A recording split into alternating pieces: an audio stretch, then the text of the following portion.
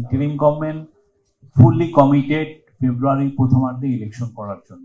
Election হবে, এখানে আমরা বারবার একই মেসেজ বারবার দিচ্ছি। এখানে পুরো ক্যাবিনেট, পুরো উপদেষ্টা পরিষদ, চিফ অ্যাডভাইজার সবাই এইটার জন্য আমি বলবো যে রাত দিন কাজ করছেন। ইলেকশন ঠিক টাইমে একদম ফেব্রুয়ারির প্রথমার্ধে হবে। এখন অনেকে বলছেন যে হ্যাঁ জুলাই চার্টার নিয়ে তো অনিশ্চয়তা আছে। এটা আমি একটা জিনিস আমাদের পত্রিকাগুলোকে আমরা যেটা দেখি, এক ধরনের এই ডিবেট গুলো কিন্তু পুরো পৃথিবীতে অনেক জায়গায় 10-15 বছর ধরেও চলে। আপনার শাসনতান্ত্রিক ডিবেটটা আপনি কিভাবে করবেন, কোনটা আপনার জন্য বেটার, এটা আপনি একদিনে খুব কুইক ফিক্স বলে কিছু নাই।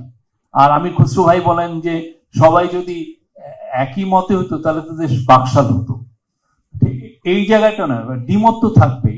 আপনি একটা কথা বলবেন, আরেকজন একটা কথা বলবে, তারপরে এর দ্বিমতের ভিত্তিতেই আমরা একটা কনসেনসাসে যে তারপরে একটা ডিসিশন হবে।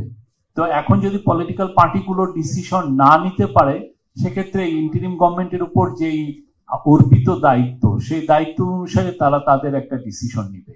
তো এটা খুব দ্রুতই হবে, এমন না যে অনেকদিন ধরে পরে যে এটা হবে। আরেকটা হচ্ছে যে যাতে করে ইলেকশন রিলেটেড কোনো ধরনের কোনো অনিশ্চয়তা যাতে না থাকে। আর এখানে যে কথাগুলো এসছে, আমি পলিটিক্যাল কথার দিকে যাচ্ছি না, আমাদের অনেকগুলো চ্যালেঞ্জ আছে। ইশতেহারে একজন বললেন যে প্রযুক্তি নির্ভর ইশতেহার, আমি এই কথাটার সাথে আমি দ্বিমত করি। আমরা তো সবাই প্রযুক্তির মধ্যেই বাস করছি। আমি, আপনি, আপনার কে প্রযুক্তির বাইরে? আপনি একটা গভর্নমেন্টের যে কোনো একটা প্ল্যানিং করতে যান, পুরোটাই তো প্রযুক্তি নির্ভর। তো এখন এই প্রযুক্তি শব্দটা, প্রযুক্তি ইজ লাইক, এখন আমাদের মডার্ন লাইফে প্রযুক্তি ইজ লাইক বাতাস, আকাশ। প্রযুক্তি শব্দটা আনাটাই আসলে দরকার নাই আমাদের সবারই। আপনি ইলেকশন ক্যাম্পেইন করবেন, আপনার মূল ক্যাম্পেইনটা এখন সোশ্যাল মিডিয়ায় করতে হচ্ছে। আপনি একটা মেসেজিং দিবেন, দেখবেন যে চিফ অ্যাডভাইজার অফিস থেকে আমরা বেশিরভাগ মেসেজিং পেজ সোশ্যাল মিডিয়ার মাধ্যমে দিচ্ছি। অনেকে বলছেন সোশ্যাল মিডিয়া নির্ভর। আমি সোশ্যাল মিডিয়া কেন দিব না? একটা বড় ইংরেজি পত্রিকার সার্কুলেশন 8,000, আর একটা আমরা যদি একটা ভালো একটা মেসেজ দিতে চাই সোশ্যাল মিডিয়াতে, সেটা রিচ করে 1 কোটি লোকের কাছে। আমি তো সোশ্যাল মিডিয়া ইউজ করবই। আর এটা এখন মডার্ন লাইফে এটার বাইরে আপনি কি চিন্তা করবেন? এই চিন্তার তো কিছু নাই। আর আরো কিছু কিছু কথা আসছে, যেমন অনেকে বলছেন যে জুলাই চার্টার, অনেকে কিছু কিছু থিঙ্ক ট্যাঙ্ক বলতে চান যে জুলাই চার্টার হচ্ছে কিন্তু কৃষকের সাথে কথা হয়নি, কি যেন মেয়েদের সাথে, নারী গ্রুপদের সাথে কথা হয়নি, বা লেবার গ্রুপের সাথে কথা হয়নি। আশ্চর্য লাগে এই কথাগুলো কেমনে ওনারা বলেন। তাহলে কি যারা পলিটিক্যাল পার্টি, যাদের সাথে ইন্টারিম গভর্নমেন্টের এই ন্যাশনাল কনসেনসাস কমিশন কথা বললো, তাহলে পলিটিক্যাল পার্টি কি এই গ্রুপগুলোকে রিপ্রেজেন্ট করে না?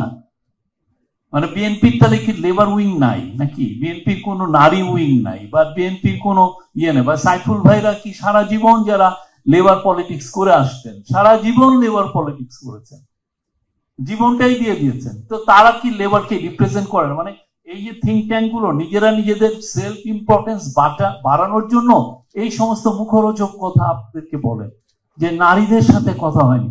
তাহলে এই বিএনপি কি নারীদেরকে রিপ্রেজেন্ট করে না? ওনাদের কি, মানে এই যে জোনায়েদ সাকির তার ওয়াইফ, আমি জানি টুনি, আমি ওনাকে বছরের পর বছর দেখছি যে এই যে আশুলিয়ায় কাজ করতে লেবার এদের সাথে, তাসলিমা, ওনারা কি লেবারদেরকে, মানে উনি জোনায়েদ সাকির তো পুরো 9টা মাস এই ডায়ালগে ছিলেন, সাইফুল ভাই 9টা মাস ডায়ালগে ছিলেন। তো এই জিনিসগুলো, মানে এইগুলো জিনিস জুলাই চার্টারে সবকিছুই এসছে। আমাদের পলিটিক্যাল পার্টিগুলো সবগুলোই, যেগুলো শাসনতান্ত্রিক বিষয়টাই প্রমিনেন্টলি এসছে, যেটা পত্রিকায় আপনারা রিফ্লেকশন দেখেছেন, বাট অন্যান্য বিষয় কি আসে নাই? সবই এসছে। আর অন্যান্য অনেক বিষয়, আর সবাই যদি ভাবেন যে আমরা 9 মাসে কুইক ফিক্স করে ফেলবো, সেটাও তো হয় না। এই ডায়ালগটা হয়তো এমন হতে পারে ইলেকশনের পরে আবার নতুন করে ডায়ালগ হতে পারে না। জব যেখানে তৈরি করতে হবে 1 কোটি 2 কোটি, সেখানে দেখা যাচ্ছে আমার এক্সিস্টিং জবই থাকছে না, সেটাকে আমি প্রোটেকশন করতে। ফলে নেক্সট গভর্নমেন্টের এটা আমি দেখছি বিগেস্ট চ্যালেঞ্জ গুলোর একটা। তারপরে 3 নম্বর হচ্ছে লজিস্টিক অ্যান্ড ইনফ্রাস্ট্রাকচার। আমরা যে লজিস্টিক অ্যান্ড ইনফ্রাস্ট্রাকচার নিয়ে এগোচ্ছি, হ্যাঁ, সেই লজিস্টিক অ্যান্ড ইনফ্রাস্ট্রাকচার নিয়ে আমি কতদূর এগোতে পারবো? আমি কি এই আমার ফিউচার গ্রোথকে সাস্টেন করতে হলে এইটা কি এনাফ? আমরা তো ভুল জায়গায়। আপনি কি গোপালগঞ্জ তো কাশিয়ানি আমি রেল লাইন বানিয়ে রেখেছি 2000 না 3000, কেউ চড়ে না। পাবনা টু কি পর্যন্ত একটা রেল লাইন রেখেছি, কেউ চড়ে না। এবং যেখানে আমার চিটাগাং টু ঢাকা একটা dedicated rail line, high speed rail line করা দরকার, বা আমার একটা এলিভেটেড এক্সপ্রেস হয়, সেটা আমরা করেছি ঢাকা টু খুলনা, যেখানে দিনে 500 কি 1000 লোক হয়। গোপালগঞ্জকে যাতে টাচ করে যাওয়া যায়। $5 বিলিয়ন, একটা দুইটা টাকা না, $5 বিলিয়ন।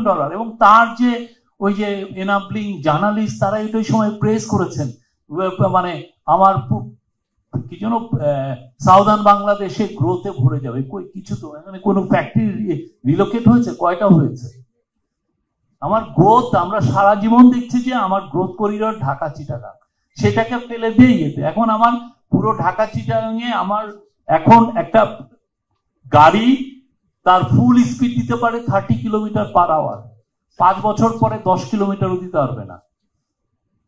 এখানে কতটা জরুরি ছিল? আপনি গ্রোথ আপনি আনতে চান, আপনার গ্রোথ তো এই এরিয়ায়, আপনার গ্রোথ তো গোপালগঞ্জে না। $5 বিলিয়ন এটা ইনভেস্ট করেছেন এই রেল লাইনে। আপনি একে তো আপনি ফার্স্টে করলেন $3-4 বিলিয়ন দিয়ে একটা পদ্মা ব্রিজ করলেন, হুইচ ইজ গুড, বাট তারপরে তাও তো পদ্মা ব্রিজে কত টাকা এক্সট্রা খরচ করা হয়েছে। আপনি টানেল করেছেন, কি ভয়াবহ একটা $1 বিলিয়ন উপর দিয়ে টানেল করেছেন, কি আনোয়ারাতে তার বাড়িতে যাওয়ার জন্য। বিশ্বাস করেন, এই পুরো টানেলের পিছনে ছিলেন সাইফুজ্জামান চৌধুরী। 15,000 কোটি টাকা দিয়ে টানেল হয়েছে, তার মধ্যে 450 কোটি টাকা দিয়ে একটা 7 স্টার হোটেল করেছেন আনোয়ারাতে, কারণ ওনার বাসায় যাওয়া যাবে না, যাতে উনি ওই 7 তারা ইয়েতে উনি থাকতে পারেন। এই কাজগুলো হয়েছে। এখন এটাকে রেকটিফাই করে এই জায়গাগুলোকে পুরোটাকে আবার নতুন করে আপনার গ্রোথ যেই হয় সেই জায়গায় আপনার ইনভেস্টমেন্ট করা, সেই জন্য তো রিসোর্স মোবিলাইজ করতে হয়। সেই রেভিনিউ তো আমার নাই। বাংলাদেশে আপনি পুরো জিডিপি টু ইয়ে দেখেন, রেভিনিউ গ্রোথ ইয়ে দেখেন, আমরা সবচেয়ে লোয়েস্ট এশিয়াতে। ঠিক হয়তোবা আফগানিস্তানের একটু উপরে আছি নাকি, আফগানিস্তান হয়তোবা ইতিমধ্যে ওভারটেক করেছে। আপনি স্পেন্ডিং করতে চান, আমার একটা সেক্রেটারি বেতন পায় $1,000 একটু বেশি। এটা একটা বেতন হলো পুরো পৃথিবীর মধ্যে ওয়ান অফ দ্য লোয়েস্ট। আপনি এখন বাড়াতে যাবেন, আপনার তো রেভিনিউ নেই। এই যে এই চ্যালেঞ্জ গুলো তো আছে, মানে ইস্তেহার আপনি দেখছেন যে যেই ভয়াবহ রকমের চ্যালেঞ্জ ফিউচার গভর্নমেন্টের জন্য এই শেখ হাসিনার চোরতন্ত্র রেখে গেছেন, এটা কল্পনা করা যায় না। ভয়াবহ। আমরা বলি, অনেকে ভাবেন যে আমরা এটা পলিটিক্যাল ইয়ে বলছি, কিন্তু এটা আনবিলিভেবল চ্যালেঞ্জ। আমাদের আরো চ্যালেঞ্জ আছে। আমরা একটা ফ্র্যাকচার্ড পলিটিক্যাল আমরা এমন কোন পলিটিক্যাল সেটেলমেন্ট করা যাতে আমাদের যেই গ্রুপই থাকুক না কেন, সে এক্সট্রিম রাইট হোক আর এক্সট্রিম লেফট হোক, যেই হোক, সেই জন্য ডেমোক্রেসির প্রতি ফেথফুল থাকে। এটাকে এনশিওর করে, না হলে আমি কি রাইট মেসেজিং, তাহলে আমি কি বাইরে, তাহলে আমার রাইট মেসেজিং যাবে না। আর রাইট মেসেজিং যদি না যায়, আমার এখানে এফডিআই আসবে না, আর এফডিআই না হলে আমার জব গ্রোথ নাই। এই জিনিসগুলো ইনক্রিজিংলি দেখা যাচ্ছে। এই জায়গাটা আমার মনে হয় পলিটিক্যাল পার্টি। আর লাস্ট হচ্ছে, আমি বলবো যে শেখ হাসিনা বা আওয়ামী লীগের বিষয়ে সবার একটা স্পষ্ট বলতে হবে আমরা কি চাই। কারণ আজকেও আপনি দেখবেন যে সে বলছে যে যারা জুলাই আন্দোলন করেছেন সবাই টেরোরিস্ট। কি ভয়, সাইফুল ভাই উনি জুলাই আন্দোলনে ছিলেন, উনি টেরোরিস্ট। হাসান মাহমুদ ভাই, আমির খসরু ভাই লাস্ট মোমেন্ট পর্যন্ত আন্দোলনে ছিলেন, ওনাকে অ্যারেস্ট করা হচ্ছে, ওনারকে বলা হচ্ছে টেরোরিস্ট। আমরা যারা লেখালেখি করেছি আমরা সবাই টেরোরিস্ট। আপনি চিন্তা করেন, মানে উনি সেই এনায়েতুল্লাহ খান 1974 সালে লিখেছিলেন যে 65 মিলিয়ন কোলাবোরেটরস, 6,50,00,000 লোককে শেখ মুজিব কোলাবোরেটর, আর এখন তার মেয়ে 180 মিলিয়নকে বলতেছে টেরোরিস্ট। 18 কোটি লোককে উনি টেরোরিস্ট বলে উনি ক্ষমতায় আসতে চাচ্ছে। কি ভয়াবহ, উনি ওইটা বলতে, মানে আপনি টেরোরিস্ট শব্দটা বলাটা ইজি, কিন্তু টেরোরিস্ট মানে কি? আপনি যখন একজন লোককে আপনি টেরোরিস্ট বলেন, তাকে আপনি হত্যাযোগ্য করছেন। আর উনি চান 180 লক্ষ কোটি 180 মিলিয়ন লোককে হত্যা করে উনি ক্ষমতায় আসবেন।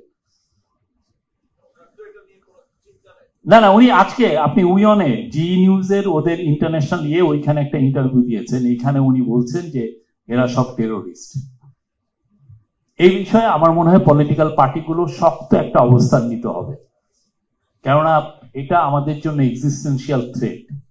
এই জায়গাটা কেউ আর আমার মনে হয় আমরা আমরা সবাই, আমি গতকালকে নেত্রকোনা, ময়মনসিংহ ঘুরলাম, পুরোটা ইলেকশনের জোয়ার সব জায়গায় এসছে, এবং নিশ্চিত থাকেন যে একটা সুন্দর ইলেকশন বাংলাদেশে আসছে।